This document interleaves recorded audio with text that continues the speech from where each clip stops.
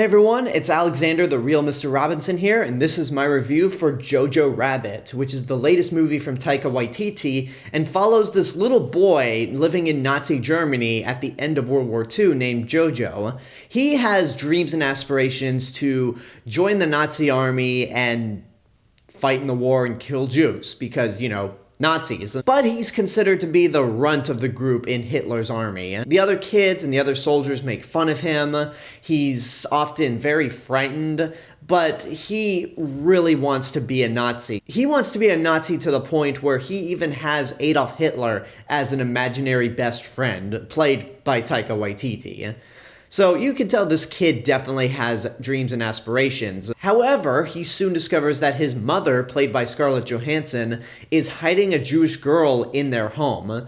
So this really puts Jojo in a very weird place because he's conflicted of wanting to do the Nazi thing and pretty much get rid of her. But at the same time, if his family has discovered that they're hiding a Jewish girl in Nazi Germany, then that's not going to end well for anyone. So this movie actually was the opening film for Fantastic Fest.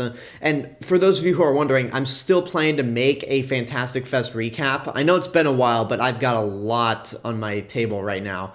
But I'll get around to that. Anyway, though, I unfortunately missed this movie at Fantastic Fest because with my schedule in Texas, I only had time to do the second half of the festival. But I got to see the movie last week, and it came out this weekend. And this is one of those movies where I'm really wondering how people are going to respond to it, because it's an anti-hate satire, and given Taika Waititi's nature in terms of the movies he's made, this is also a comedy.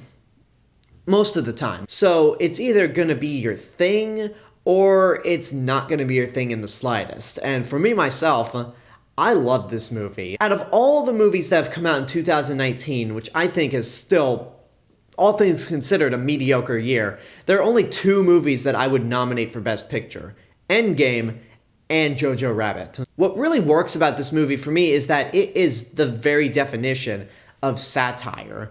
The Nazis in this movie are made to be as goofy, ridiculous, and as cartoonish as possible because it's trying to present the idea of how basically stupid their hatred of Jews was.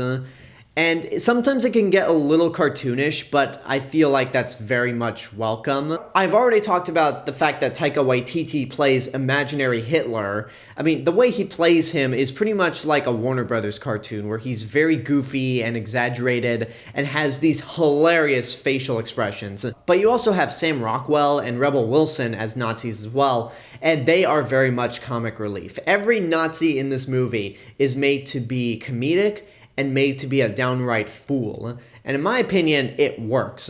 It might be a more goofy form of satire, because when you look at something like Shin Godzilla, I know, shocker, I had to bring up Godzilla again, but that movie is a satire on how slow the Japanese government is at handling natural disasters. And it's not made to be a very goofy representation, it's just what it is. This, on the other hand, is goofy, but I think Taika Waititi manages to make it work. All the comedy in this movie works for me. There's never a moment where it overshadows the more dramatic moments. And some of the more dramatic moments come in with Jojo and his mother, played by Scarlett Johansson.